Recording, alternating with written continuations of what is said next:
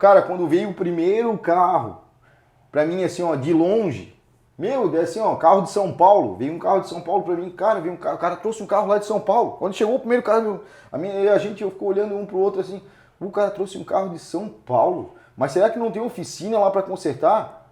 Daí o cara falou assim, eu perguntei bem assim, cara, mas não tem oficina lá, pô, São Paulo é uma cidade tão grande, um estado tão grande, não tem uma oficina lá? Cara, tem um monte, mas do jeito que tu mostra, do jeito que tu passa, ninguém passa confiança pra gente do jeito que tu passa, então eu vim aqui pagar pra ver. E cara, quando o cara falou aquilo, pagar pra ver, cara, eu me arrepio até hoje. Eu entrego o melhor do que eu aprendi. As pessoas dizem, eu falo, faz como se fosse pra ti. Não, eu faço como se fosse pro meu cliente.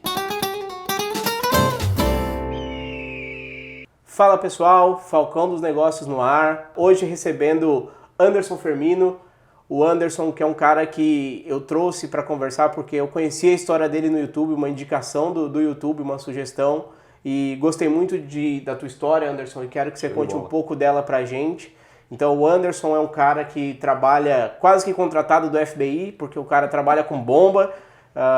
Se brincar, os caras chamam ele para os aeroportos aí nos Estados Unidos. Cara que trabalha com Peugeot, Citroën, vai explicar um pouco mais pra gente. E também youtuber, aí 150 mil inscritos no canal dele do YouTube, que a gente estava conversando antes, né? Um nicho muito específico. Então entender essa trajetória que a gente quer hoje. Anderson, bem-vindo ao Falcão dos Negócios. Pô, pra mim é um prazer estar participando aqui, né? Ser convidado por vocês aí. Já fiquei surpreendido aí com a estrutura aqui, né? Quero parabenizar todo mundo aí pela estrutura, muito bacana. E é isso aí, vamos contar um pouco da história de como tudo começou, né?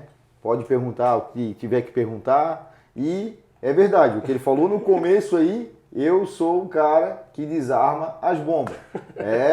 Para quem acha que não existe, esse cara existe sim. Eu vou contar para vocês no passar do vídeo aí o porquê esse desarma as bombas aí. Eu imagino que é sempre uma loteria, tem 2 fios e você tem que escolher qual cortar. É verdade, né? Nem sempre é o fio vermelho, né? É isso aí. Mas Anderson, primeiro, como eu falei aqui, o que eu gostei foi de ouvir a tua história, então eu quero saber quem era o Anderson antes de trabalhar com o que você trabalha hoje, antes de mexer com Peugeot e Citroën, como que você começou nessa trajetória? Bom, eu comecei trabalhando numa concessionária Peugeot, né? Mas antes de eu começar a trabalhar na concessionária, vamos dar um breve relato da minha história então para vocês. Bom, eu vou deixar depois os vídeos do Anderson completos aqui embaixo, ele fez uma thread aí com 3 vídeos, para que vocês possam conhecer mais em detalhe a história, então pode dar uma acelerada na história se for o caso. Beleza, então. Então, cara, tudo começou, né? Na minha história trabalhando com os veículos da marca aí, Peugeot, Citroën, DS, tudo começou eu cavando um buraco, né? Começou cavando um buraco. Era para enterrar um Peugeot? Mais ou menos. Bem isso aí mesmo. Era para enterrar uma dinamite, né? Uma bomba ali, como todo mundo estava falando, né? Mas e bem, bom, um certo dia eu estava na minha casa e tal, né? Apareceu o irmão da esposa do meu primo, né? E me perguntando se tinha alguém, precisava cavar um buraco lá e tal, para poder fazer porque caiu uma placa e tal. Daí eu falei, não, cara, eu cavo. Não, mas o cara disse, não, cara, tu não tem capacidade de fazer isso. Aí quando o cara me falou isso, que tu não tem capacidade de fazer isso, eu fiquei pensando assim, tá achando que eu sou o quê? Sou qualquer tipo de pessoa? Não, eu tenho capacidade e vou fazer. Beleza, então, tu aceita o desafio? Eu aceito. Cheguei lá, a hora que eu vi o buraco que tinha para cavar, eu disse, meu Deus do céu, eu não tenho capacidade de fazer isso. Que furada, mas vamos lá, desafio lançado, vamos pro desafio. Então, passei um dia inteiro, né, cavando um buraco, tá? Quando eu comecei a cavar o buraco, olha, vou dizer para vocês, comecei 6 horas da manhã, não era bem cedo, eram perto de 7 horas da manhã, e eu passei o dia todo ali, tá? Cavando aquele buraco. E o buraco, quando eles me passaram a medida, eu disse, olha, esse vai ser um desafio muito grande para mim mesmo como pessoa, tá? E na época eu já tinha aí meus perto de 20, 21, 22 anos, e comecei a cavar o buraco tinha 1,40 m de largura por 3 metros de profundidade, ou seja, era para botar uma estrutura metálica e dentro dessa estrutura metálica ia concreto para que servisse de base para um outdoor acho que era 3 ou 4 metros de estrutura só a base, tá? E passei o dia todo lá, cavei aquele buraco e tal. Cheguei ao final do dia, nem eu me acreditei, as mãos tudo estouradas. Fui para casa e tal. No outro dia, a pessoa que tinha me lançado o desafio foi lá perguntar: pô, quantas pessoas tu levou para cavar o buraco lá? Eu disse: não, foi eu só que cavei o buraco. Não foi mais ninguém, foi eu sozinho. Se tu tiver dúvida, tenta ver alguma câmera, alguma coisa ao redor da empresa que tu vai ver que sou eu sozinho. E eu até me senti assim, meio que vitorioso, porque pô, olhei aquilo ali, no outro dia eu vi aquela quantidade de barro para fora e disse: não, quando a gente quer... Será que fui eu, né? Mesmo, quando a gente quer, a gente consegue. Daí tá, beleza, passaram isso aí, né? Não vou contar tão detalhado, como ele falou, se vocês quiserem ver toda a parte da história onde eu contei tudo detalhadamente, vai ficar os vídeos aí no card. Então, passou isso ali, então, fui para casa, passaram sim aí uma semana, duas, a mesma pessoa veio me procurar de volta perguntando se eu não queria um emprego. Eles estavam precisando, eles tinham recém abrido a concessionária Peugeot e precisavam de uma pessoa para lavar carro. Eu disse: não, eu topo o desafio de lavar carro. Quem topou cavar o buraco, o que é lavar o carro? Justamente. E, cara, e foi indo então. Lá eu comecei como lavador de carro, trabalhei um ano na parte de lavação de carro. Só que, cara, o carro me fascinava. Eu sempre gostei de carro, entendeu? O carro sempre me fascinou. E eu queria trabalhar com carro, saber consertar os carros. Aí eu chegava nesse meio tempo que eu trabalhava na lavação, eu trabalhava sozinho, eu lavava em média mais ou menos 3 carros novos por dia. Cara, e carro novo para lavar por dia é pior do que carro usado. Porque o carro novo, quando o carro ele é importado, ele vem com um tipo de uma cera de proteção em cima, onde tu tem que desengraxar, tirar toda aquela parte de cima, tirar aquela cera, passar produtos, limpar todas as borrachas, porque assim, quando o cliente vê o carro no showroom lá, ele vê um carro zero.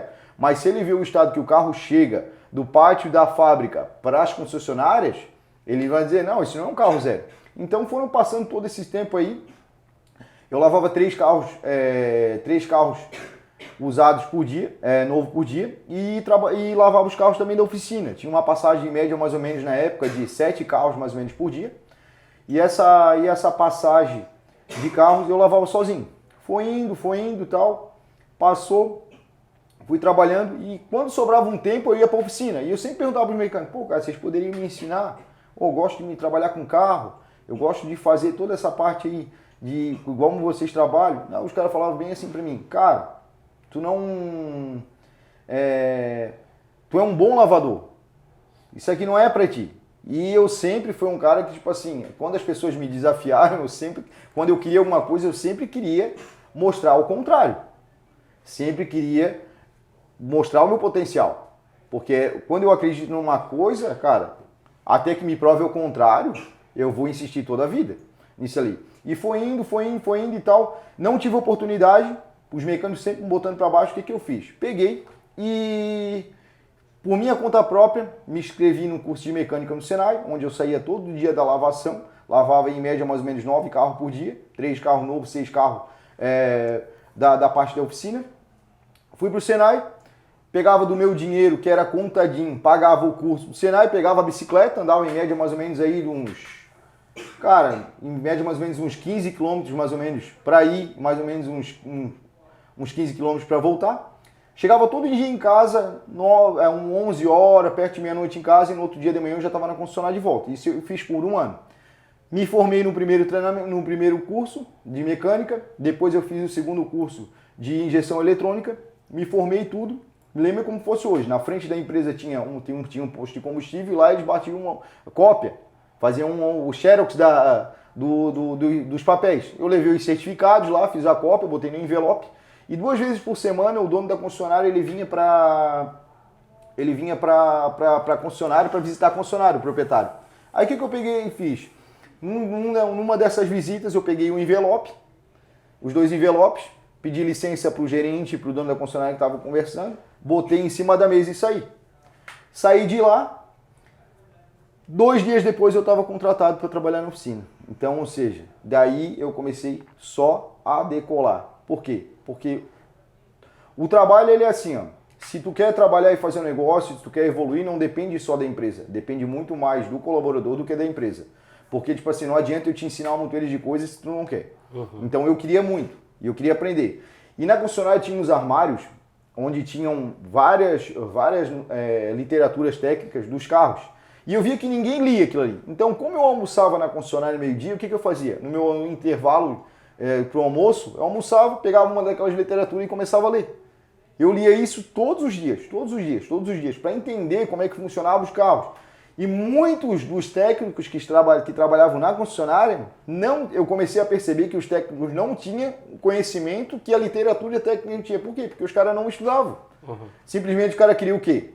Cumprir o horário dele, desenrolar o que tinha para desenrolar e ir para casa. E eu via que na época, tipo assim, as pessoas não eram tão técnicas, elas eram mais trocadores de peças. Ou seja, como na concessionária tem vários carros, é muito mais fácil, por exemplo, tu tiver uma dúvida lá, tirar uma peça do carro, botar e saber se resolver ou não. Se não resolver, tu vai lá pegar outra peça até funcionar. E eu via que isso para mim não era uma coisa certa. Eu queria ser técnico e não trocador de peça. Eu queria entender o porquê que funcionava. Como que funcionava? Qual era o problema? Onde acontecia o problema?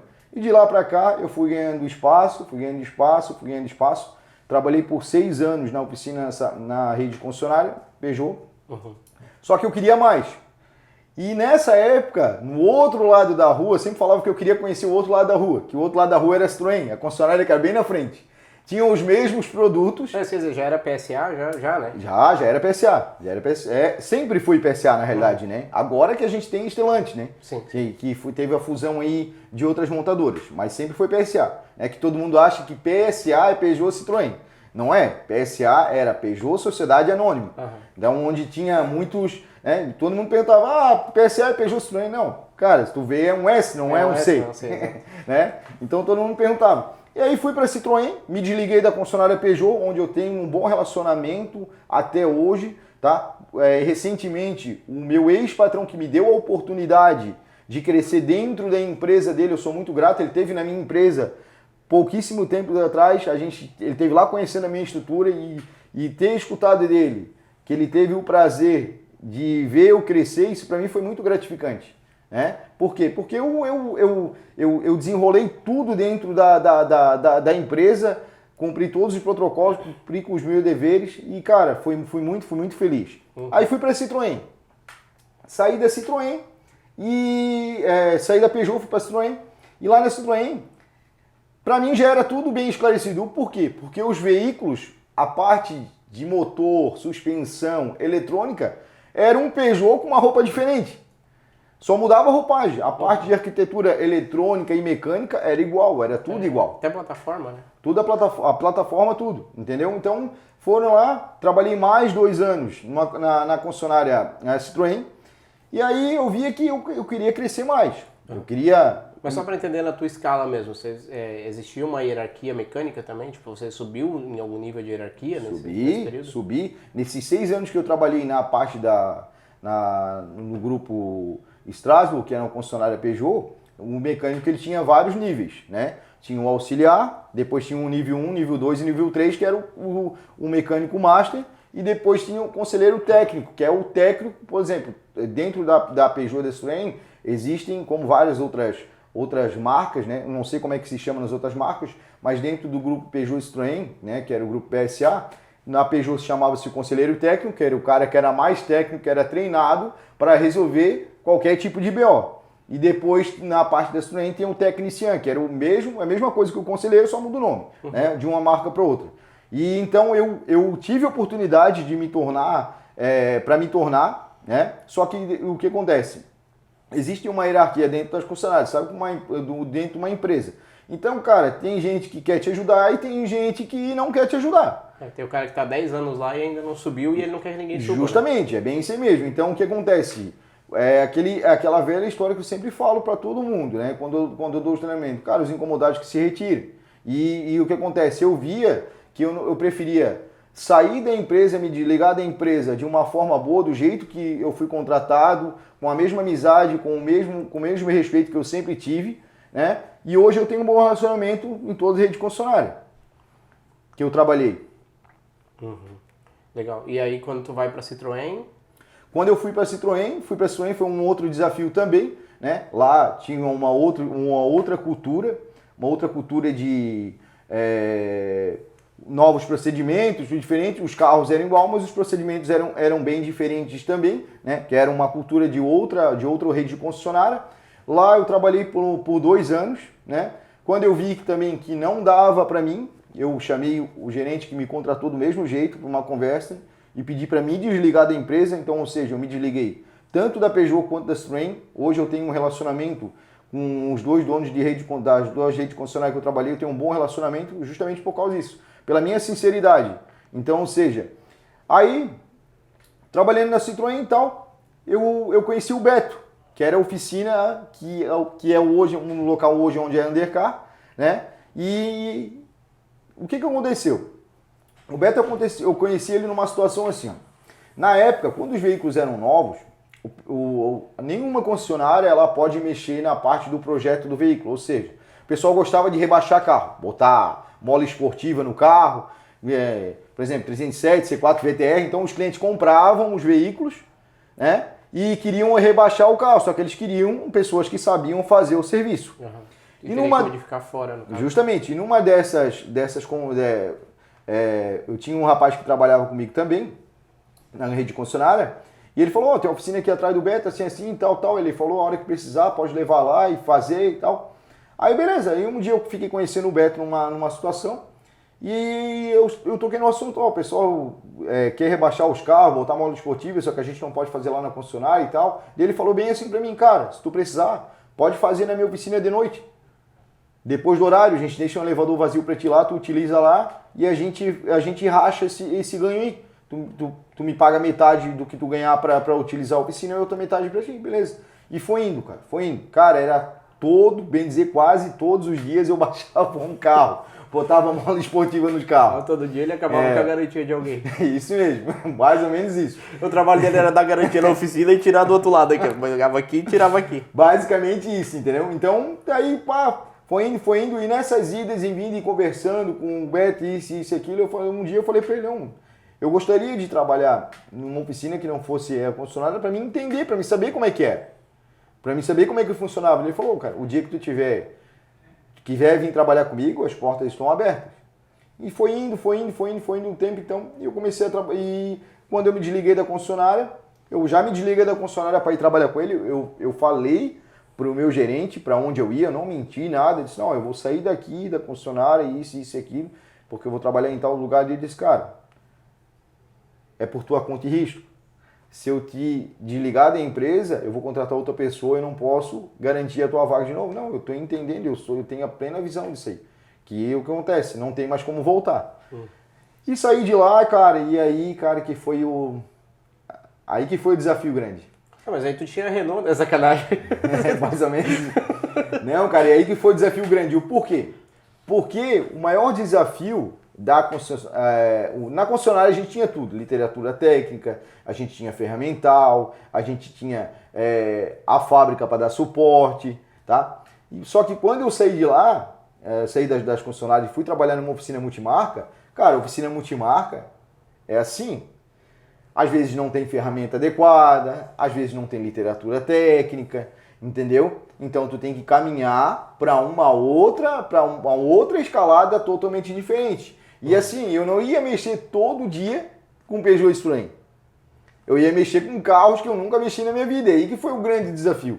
Por exemplo, trabalhar em um carro que eu não sabia nem por onde começar.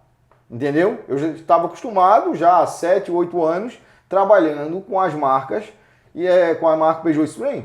E tá, beleza. Mas mesmo assim, fui trabalhando com ele, a trancos e barrancos e tal, né? Sempre tentando fazer o serviço certo, não tinha a mesma velocidade nos trabalhos que eu executava nos outros carros, porque os outros carros eu já conhecia onde que era tudo, parafuso, e onde encaixava, do jeito que ia, tudo. Mas chegava um Peugeot na oficina, o que acontecia? Todos os mecânicos saíam fora e eu era o primeiro que agarrava. Entrava o Peugeot na oficina, podia ser o Peugeot que fosse. Não, esse aqui é meu. Daí os mecânicos, não, pode ficar à vontade, esse aqui é teu mesmo, que a gente não quer. A gente tava bomba! Isso mesmo, a gente não quer, beleza. Eu ia lá, pau, executava o serviço rápido, do jeito que eu gostava. Quando eu botava a mão no carro, eu me sentia assim, ó, parecia que eu me transformava, eu dizia assim, não, é isso que eu quero. É esses carros que eu quero mexer. Não adianta eu trabalhar com outras marcas porque eu não vou me adequar. Eu aprendi a trabalhar com isso aqui e é isso que eu quero. E começou a entrar um Peugeot, começou a entrar um Citroën, começou a entrar um Peugeot. E na época, na oficina, quase tudo era multimarca e bem pouco Peugeot Citroën. Aí o que aconteceu? Um dono de Peugeot começou a falar para outro dono de Peugeot que eu tinha saído da concessionária e estava trabalhando lá. Então, ou seja, começou a chegar um, começou a chegar outro, começou a chegar outro e foi ficando o quê? 50% multimarca e o outro 50% Peugeot Citroën. Tinha dia que a gente olhava assim, tinha uma montoeira de Peugeot Citroën e o outro lado os multimarca. Outro mecânico indignado, pô, só o Anderson vai trabalhar hoje, puta que... Não, pior que não. Os caras não queriam mexer nos carros. Os caras não queriam mexer no carro. Não, porque então, o cara tá, só o Anderson vai trabalhar hoje, só ele vai ganhar dinheiro. Ah. E aí tá, beleza. Então a gente trabalhava naquela época por comissão, né? Eu ganhava uma porcentagem do serviço que eu fazia, tá? E outra porcentagem ficava para oficina e tal. E foi indo. Aí os mecânicos começaram a se desligar da empresa e tal, onde ficou, na época, só eu e o Beto. Mais ninguém. E aí fazia um ano e pouco, mais ou menos, que a gente estava trabalhando com multimarcas e eu já estava mais ou menos saindo para a parte dos Peugeot Citroën. Eu trabalhei com multimarca na oficina dele, na época que era mecânico Beto, em média mais ou menos aí perto de um ano. Mas sabe assim, ó, tu fazer o serviço, fazer o serviço do jeito certo, mas tu não gostar daquilo que tu tá fazendo. O que eu gostava era mexer com Peugeot Citroën. É o que eu tinha aprendido. É o que eu tinha estudado. É o que eu tinha me dedicado. Entendeu? Aquilo eu gostava muito, mas muito de mexer. Entendeu? E foi indo, cara. E aí o que aconteceu? Ficou só eu e o Beto na oficina. E aí o que acontecia? Eu fazia o diagnóstico do carro e o Beto saía para comprar peça. E aí chegava a peça, a gente fazia o serviço, eu fazia o diagnóstico do carro e o Beto saía para comprar peça. Só que foi indo. O Beto, ele era uma pessoa que ele já estava com uma certa idade, ele já não gostava mais tanto da oficina. Ele já não tinha mais uma garra para a oficina. O negócio dele era ganhar o dinheiro, mas a parte de trabalhar dentro da oficina ele já não queria mais, ele já queria se desligar. E eu, cara, novo, com gás todo, querendo crescer, né? Querendo evoluir, querendo fazer o negócio andar e a gente meio que se confrontava. Aí foi indo que eu comprei comprei a primeira parte, eu comprei 25% da empresa. Eu era funcionário comissionado, comprei 25% da empresa. Um ano depois dessa compra, eu comprei mais 25% da empresa e eu fiquei com 50% da empresa e ele ficou com outros 50% da empresa. Passou mais um ano e pouco, eu comprei mais 25% da empresa, ou seja, Aí, só entendendo esse processo, quando tu tem 50%, como é que tá o teu fluxo de veículo nessa época? Ainda estava multimarca? Não estava mais multimarca. Eu já tinha começado a cortar os multimarcas, porque eu não queria mexer nos multimarcas. E como só tava tu e ele? Justamente, entendeu? Daí então, só que eu não posso chegar da noite pro dia para um cliente da oficina e chegar e dizer assim, cara, hoje eu só mexo só com o Peugeot Citroën. Isso é uma coisa que a gente teve que fazer aos poucos, né? A oficina já era antiga e a gente foi fazendo aos poucos. Então o que acontece?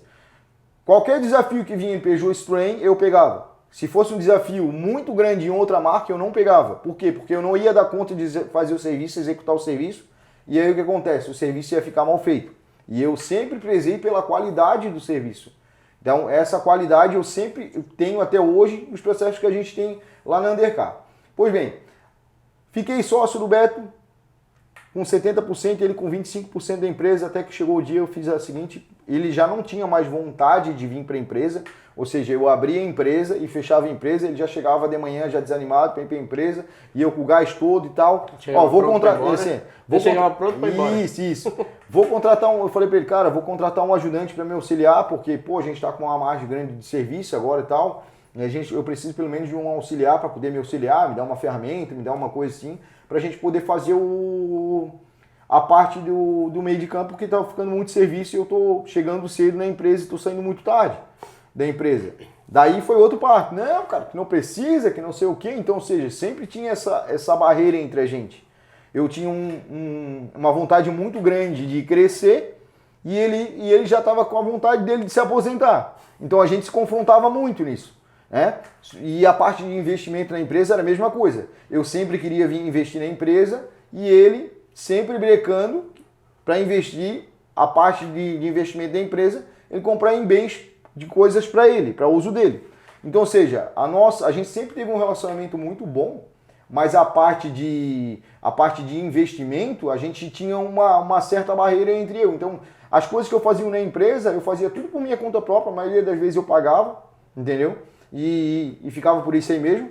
Até que chegou um dia, eu peguei, conversei com a minha esposa e tal, e ela disse a seguinte maneira: pô, não adianta tu ficar reclamando e vocês chegarem aí, ter que discutir e ter que perder a amizade um do outro, que isso aí não é legal. Então, vocês têm que parar e conversar e ver o que vocês querem.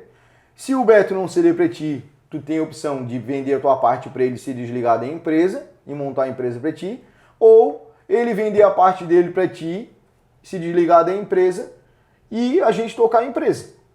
Aí aí isso foi numa segunda-feira. Eu peguei e falei para ele assim: Beto, eu preciso conversar contigo. Não, eu disse: o que tu quer? Não, eu preciso conversar uma conversa muito séria contigo. Aí eu chamei ele para conversar, a gente conversou. Eu peguei e disse para ele assim: ó, do jeito que tá, não dá, hoje a gente pensa diferente, eu entendo, já tem bastante tempo de estrada, isso e aquilo e tal, tu já tá cansado. Só que hoje eu tenho uma vontade muito grande de crescer e tu tem uma vontade muito grande de se aposentar. Vamos juntar o útil com o agradável?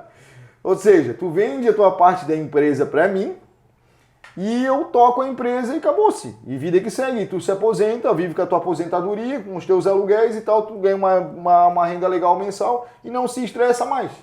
E isso ele ficou me enrolando uns 2 meses, cara. E toda vez que eu chamava ele para conversar, porque, cara, ainda querendo ou não, ele tinha uma rentabilidade grande, porque eu produzia muito, muito.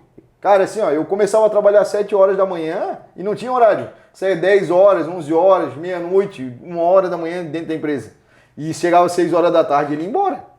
Entendeu? E eu ficava lá dentro, desenrolando os negócios. Então, até que chegou um dia, cara, eu cheguei, falei pra minha esposa, eu me lembro como se fosse hoje, assim, ó, no final de semana de espela. Segunda-feira, e olha, cara, pra mim faltar, em todas as empresas que eu trabalhei, só assim, ó, só se eu não puder andar. Tá? Eu tinha um pensamento assim, ó, pra mim faltar, eu não faltava, cara. Chegou numa segunda-feira, eu disse pra minha esposa assim, ó, a parte de segunda-feira eu não vou trabalhar. Minha esposa olhou pra minha cara e disse assim: tu não vai, tu vai. Eu tenho certeza que tu vai. Não vou. Cara, e foi a primeira vez que eu não fui trabalhar. Aí eu peguei, daí ele me ligou: o que aconteceu? Não, eu não vou trabalhar. Eu tô 2 meses tentando conversar contigo pra gente chegar num acerto e tu tá toda a vida me enrolando. Então eu não fui trabalhar pra te ver que realmente eu tô falando sério. E foi isso, tá? Ele disse: não, então vamos conversar e tal. A gente chegou num acordo onde ele ia se desligar da empresa, porque ele já não tinha mais vontade, já não tinha saúde também, tá? Já não tinha mais saúde, já não tinha o mesmo pique. E disse: não, vou vender minha parte da empresa pra ti então. Tu segue aí com a mecânica do Beto e tal. Beleza. Seguimos com a mecânica do Beto. Aí o que acontece? Vem a parte dos vídeos. Eu comecei a assistir um pouco do YouTube, né? E eu não confesso que eu não assistia com tanta frequência. E, cara, um dia caiu um vídeo sugerido, né? De um cara lá de Minas Gerais. Que, cara, o cara gravava mostrando o trabalho dele na internet, mexendo com areia. Pô, quando o cara falou assim, um vídeo do cara mexendo com maré, já me veio na hora. Pô, todo mundo fala que Peugeot Citroën é uma bomba, isso e aquilo, e o cara tá ali mexendo com maré, mostrando o serviço do jeito certo, desmitificando, mostrando que realmente o problema tá nas manutenções dos carros, de quem faz as manutenções nos carros. Pô, eu também vou fazer isso para mostrar o meu trabalho. E, cara, fiz o primeiro vídeo e tal, né, mostrando, tímido, bom, falava assim pra câmera, olhava pra câmera assim, meu Deus, cara, assim pra falar uma palavra, gaguejava. Pra quem quer ver isso aí é só assistir os meus primeiros vídeos, que os primeiros vídeos era hilário, era bem tímido assim, sabe, pra poder apresentar. E aí, cara, comecei a acompanhar, né, o canal High Torque, que é do ADG, hoje a pessoa que virou, eu sou um cara que eu sou fã dele, um cara que me inspirou bastante, um cara que virou meu amigo pessoal, hoje a gente tem um bom relacionamento, né? Até queria mandar um abraço para DG aí, se ele estiver assistindo. Vai assistir, tu vai compartilhar esse vídeo com ele depois? É isso aí mesmo, tá? Então o ADG tem uma parcela nisso aí. E comecei a ver os processos dele, cara, e ele tinha um quadro muito legal no canal dele, que, cara, virou tipo uma novela para mim. E ele falava realmente que era a novela do macho bola azul, ou seja, ele soltava todo dia um trecho do dia a dia da oficina dele às 9 horas da noite, ou seja, a mulher ia ver a novela normal e a galera ia ver a novela de oficina, mostrando o procedimento. Cara, e aquilo aí eu comecei a ficar viciado naquilo aí, assisti todos os vídeos. Daí eu disse, cara, vou me inspirar nesse cara e vou mostrar meu trabalho. Vou mostrar meu trabalho não porque eu quero ser um cara famoso, mas sim porque eu quero mostrar o meu trabalho e mostrar que eu também sou capaz de consertar os carros que a maioria fala que não presta, que é a linha que eu trabalho, Peugeot Citroën. Cara, eu fiz o primeiro vídeo e tal, fiz o segundo, fiz o terceiro, fiz o quarto vídeo. Pô, começou a ligar uma montoeira de gente lá para a empresa. Ligava todo dia, gente, pô, eu vi um vídeo teu no YouTube, pô, eu tenho um Peugeot assim, onde é que é a tua oficina e tal. A gente é aqui de Itajaí, Santa Catarina e tal.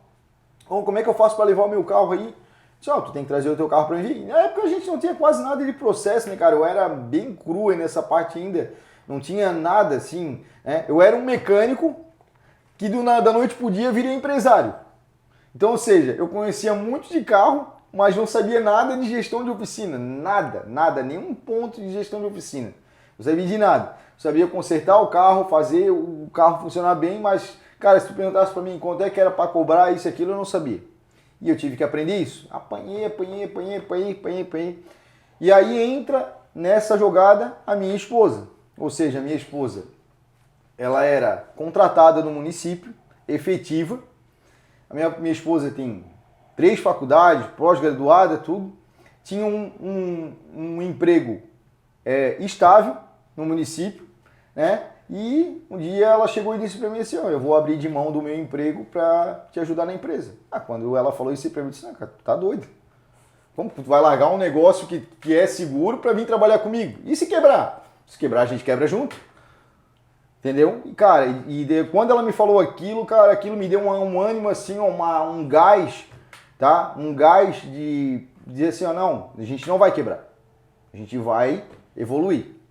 Beleza, ela veio trabalhar comigo e eu deixei ela na parte de cobrança, toda a parte de atendimento do cliente, né? A parte de gestão da empresa. E eu ia fazer o que era o melhor, consertar carro. Então, ela pedia peça na autopeça, ela pagava, ela fazia toda a parte burocrática e eu fazia a parte do operacional. E aí o negócio começou a crescer, cara. Começou a vir gente no lugar. Cara, quando veio o primeiro carro, pra mim, assim, de longe, assim, carro de São Paulo. Veio um carro de São Paulo pra mim, cara, o cara trouxe um carro lá de São Paulo. Quando chegou o primeiro carro, a gente ficou olhando um pro outro assim, o cara trouxe um carro de São Paulo, mas será que não tem oficina lá pra consertar? Daí o cara falou assim, eu perguntei bem assim, cara, mas não tem oficina lá, pô, São Paulo é uma cidade tão grande, um estado tão grande, não tem uma oficina lá? Cara, tem um monte, mas do jeito que tu mostra, do jeito que tu passa, ninguém passa confiança pra gente do jeito que tu passa, então eu vim aqui pagar pra ver. E, cara, quando o cara falou aquilo, pagar pra ver, cara, eu me arrepiei até hoje. E nem tava no guincho o carro dele. Nada, o cara veio o carro andando, tá? E assim, eu me arrepiei até hoje como fosse o primeiro carro que chegou. E eu tive sempre o mesmo zelo, desde a época que eu trabalhava na concessionária, desde a época que eu trabalhei quando era mecânica do Beto, sempre o mesmo zelo. Eu gosto, entendeu? Eu gosto dos carros, eu gosto do que eu aprendi. Eu faço o melhor, eu entrego o melhor do que eu aprendi, tá? As pessoas dizem, faz como se fosse para ti. Não, eu faço como se fosse para o meu cliente. Para o carro dele sair lá bom, trocar a peça que tem que trocar. E aí a gente foi indo, cara. E assim o negócio começou a crescer. Aí eu contratei um auxiliar.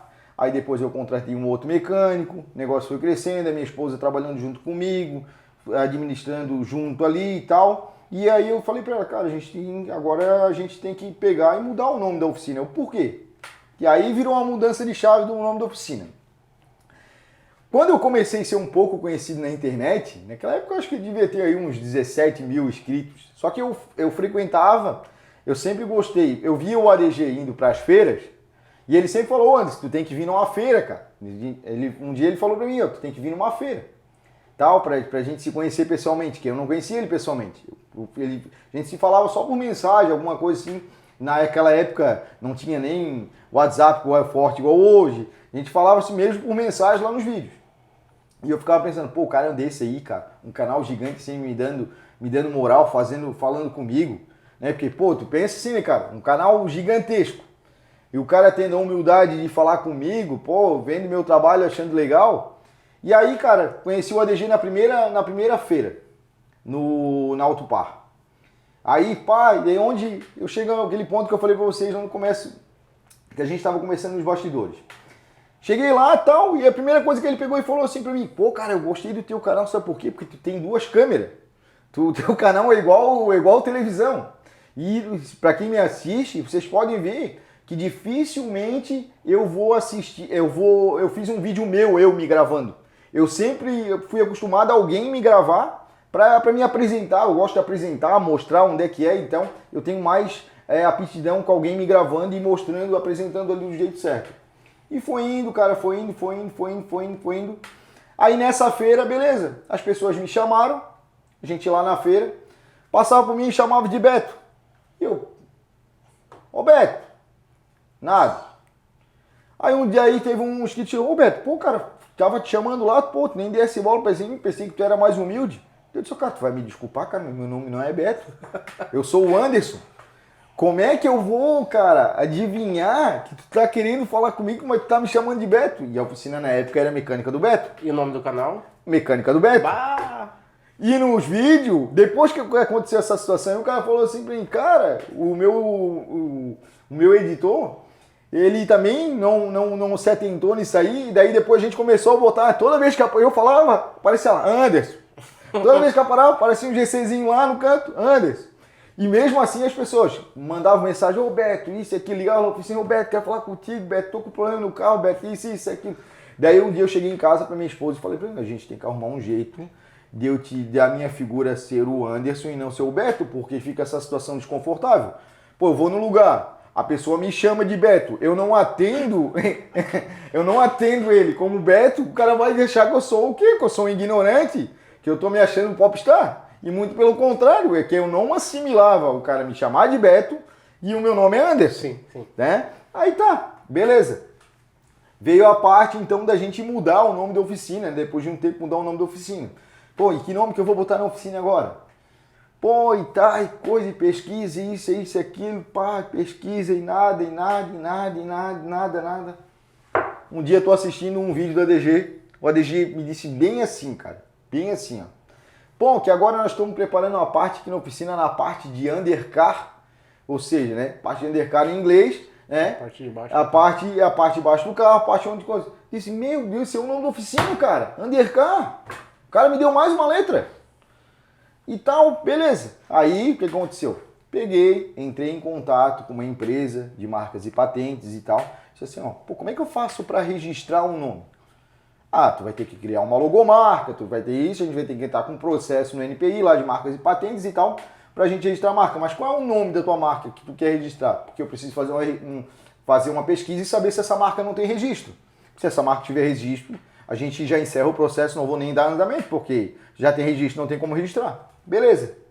Falei, não, cara, eu quero botar o nome da minha marca assim, eu sou o Anderson e tal, daí eu expliquei toda a situação.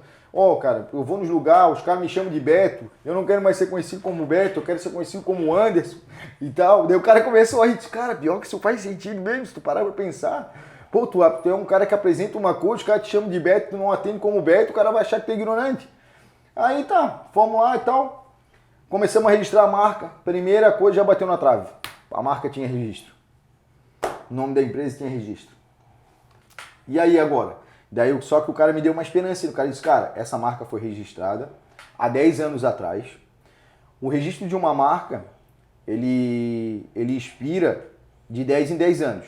Nesses outros anos, quando vencer 10 anos, o NPI ele manda uma comunicação pro dono da marca, a primeira comunicação, depois do vencimento. Depois de um mês do vencimento da primeira comunicação, ele te manda outra comunicação. E depois do terceiro mês, da outra comunicação, da terceira comunicação, se o cliente não reaver a comunicação da marca e não pagar novamente para ter o domínio e o registro da marca, a gente pode entrar sim, porque daí a pessoa não quer mais a marca, ela abandonou a marca. Uhum. Aí você pleiteia aquilo pra você. Cara, e aí eu perguntei pro cara, primeira coisa, qual é o dia que vence o último prazo? Eu já perguntei, cara, não me esqueça como fosse hoje, cara. Assim, ó, não me esqueça dessa data. Dia 22 de abril. Vencia o último prazo para dizer assim, ó. Eu botei na agenda no meu celular, eu contava aqueles dias, assim, ó, parecia que não chegava. O dia do vencimento da marca para saber se a pessoa ia querer a marca ou se ela não ia querer a marca.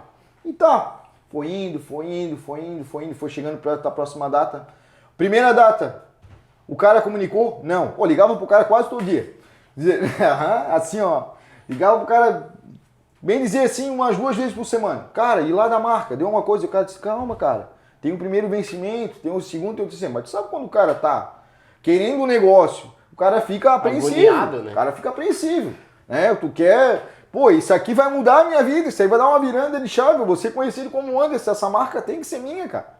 E tá aí, foi indo, foi a primeira comunicação, a empresa não comunicou. Foi a segunda comunicação, a empresa não comunicou. Quando passou a segunda comunicação, o cara disse, cara, agora tu já tem 50% de chance.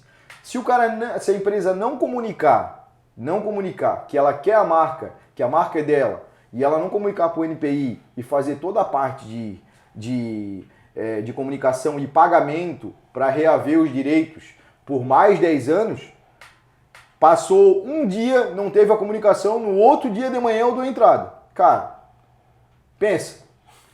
No outro dia, dia 22 de abril, eu ligando pro cara de manhã cedo, 7 horas da manhã. E aí, já? A empresa, o cara disse, cara, eu tô em casa ainda, a empresa nem tá nem aberta. Tinha calma. E, cara, esse cara não me ligava, cara. E deu 8 horas, e deu 9 horas, o cara não me ligava e não me ligava. Deu 10 horas da manhã, o cara não... Liguei pro cara, o cara não me atendia. Nada. E eu, cara, meu Deus do céu, quer ver? O cara comunicou, a empresa comunicou a marca e agora já era, eu vou ter que mudar de nome, vou ter que botar o, sei lá, o ex-Beto, uma coisa assim. Aí tá, beleza.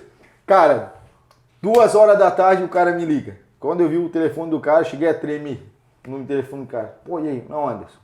Eu quis só dar um gelo em ti, cara. A marca agora é tua. Só quis te matar, relaxa. Eu só quis te deixar um pouco, fazer o que tu fez comigo. Tu me ligava quase todo dia para querer essa marca aí. E aí tá, a empresa não deu entrada mesmo na marca, o proprietário, o antigo proprietário não deu entrada mesmo na marca. Aí a gente entrou com a documentação, tudo e tal. Aí eu criei a logomarca, né, que a logomarca da Undercar é essa aqui hoje. Para quem não conhece, entra lá no meu canal, nas redes sociais que vocês vão conhecer. Um pouco também da nossa história lá. E foi indo, cara. E aí foi mudando várias coisas. Aí a gente começou a estudar mais, a gente começou a botar processos na empresa. Hoje, cara, hoje a Undercar, graças a Deus, é uma marca consolidada. Hoje eu não sou mais chamado por Beto.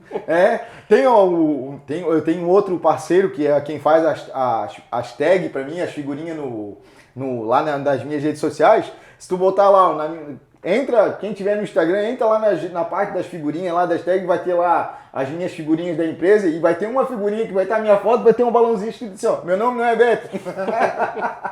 Então a gente começou a brincar com isso aí, coisa e tal. E hoje a empresa, cara, a gente tem processos, né? Hoje eu tenho uma equipe maravilhosa, uma equipe que, pô, é engajada pra caramba, né? Tenho 2 consultores técnicos na empresa, hoje a gente tem 3 mecânicos, a gente reestruturou a empresa toda agora, fizemos um investimento bem grande, temos vários parceiros comerciais ao longo dessa nossa data aí com a internet, né? Novos parceiros que também estão seguindo, tenho vários contratos com empresas de ferramenta, parte de insumos. Pólvora Ainda não, cara, graças a Deus. Agora eu vou fechar uma parceria com uma empresa de extintor, né, cara? É uma boa. Então, basicamente é isso, cara. A gente vem aí trabalhando, né? E agora eu posso dizer pra ti que eu não sou mais só mecânico. Eu ainda sou mecânico, mas hoje eu sou empresário. Hoje eu sei o que é um ticket médio da empresa, o que é um faturamento, o que é um processo, né? Hoje a nossa empresa hoje, desde o primeiro atendimento até a entrega do veículo, a gente tem processos, né? Processo de agendamento, processo de consulta com o cliente. A gente faz hoje, por exemplo, o nosso processo hoje na empresa, eu vou falar brevemente para vocês entenderem, tá? O cliente liga para a gente hoje na oficina, A gente tem uma agenda bem extensa, a gente atende hoje de 80 a 90% dos nossos atendimentos hoje na Undercar Service são de fora do estado de Santa Catarina, então a gente atende carro do Brasil inteiro.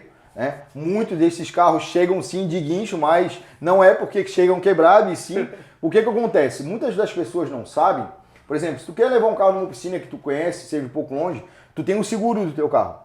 E muitas das pessoas não acham que o seguro é só para quando o carro está batido ou para quando o carro está quebrado, e muito pelo contrário. Quando tu paga o seguro do teu carro, é porque muita gente não lê a apólice.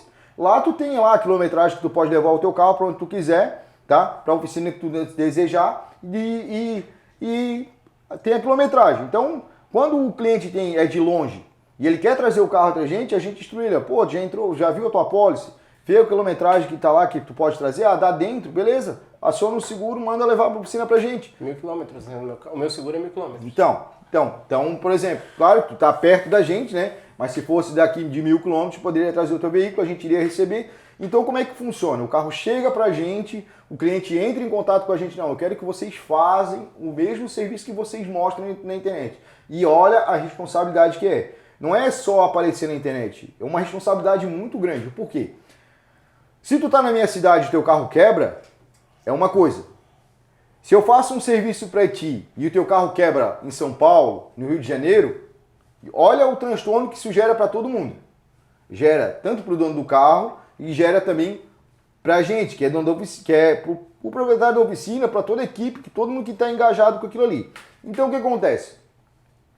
A gente prioriza muito pela qualidade do serviço. Não é qualquer peça que eu aplico, o serviço não são feitos às pressas, os carros são muito testados, então tem um agendamento, a gente agenda o carro chega pra gente, quando o carro chega de longe, a gente fotografa o carro todo, faz um vídeo, manda pro cliente dizendo que o carro chegou do jeito que o carro chegou, a gente confere se tem steps, se tem todos os utensílios dentro do carro, se o carro tem alguma marcação, o carro entra pra gente pra oficina, daí a gente faz o diagnóstico, juntamente com o diagnóstico, a gente filma tudo que a gente vai trocar no carro que precisa ser trocado, manda para o cliente esse vídeo juntamente com o diagnóstico. O nosso diagnóstico hoje eu tenho um aplicativo próprio da empresa, onde a gente gera um link juntamente ao WhatsApp do cliente, ele vai clicar em cima desse link, e ali nesse link vai estar tudo discriminado, a parte de serviço, a parte de peças, o que vai ser feito, o custo de cada serviço que vai ser trocado, o custo de cada peça. No final de tudo é emitido nota fiscal, tanto de mão de obra, de serviço, quanto de produto. Então tudo isso aí é processo. E a gente tem um processo muito mais extenso do que eu estou passando para vocês aqui, é só um resumo, justamente. Anderson, eu quero que você volte aqui para a gente conversar mais sobre isso, mas antes de a gente encaminhar para o fim, inclusive eu quero falar de futuro contigo. Show de bola. Como que você vê a marca Undercar a médio prazo? O que você espera aí para 3 anos? Como que você consegue olhar esse futuro? Então, meio que trazendo isso mesmo, né? Se eu sentar com você daqui 3 anos, o que você quer ter para me contar, além de toda essa história que você já me trouxe aqui hoje? Cara, o futuro é gigantesco. Tipo assim, eu tenho também a parte da loja virtual, onde a gente tem um e-commerce também, né? A Undercar Part também, uma marca também que também tem registro. A gente tem registro da Undercar Service e Undercar Part. Tem um e-commerce onde a gente, vamos dizer que despachamos peças para o Brasil inteiro, para todos os clientes do Brasil inteiro que entram lá na nossa loja, né? Tem também a parte das nossas redes sociais. E o futuro, cara, o futuro é dar sequência a isso que a gente inicializou. Talvez no futuro a gente pense em abrir algum tipo de extensão da empresa para fora da empresa, né? Muita gente me pede para mim fazer franquias da empresa, mas é uma coisa ainda que eu estou estudando. Por quê? Porque eu preciso de ter pessoas capacitadas, engajadas igual a minha equipe em outros lugares. E a gente sabe que isso é uma coisa que não nasce da noite para o dia. Então, quem sabe daqui a 3 anos tu está me entrevistando de novo e eu posso dizer que a gente agora tem 2 unidades, 3 unidades, 4 unidades, 20 unidades no Brasil, né?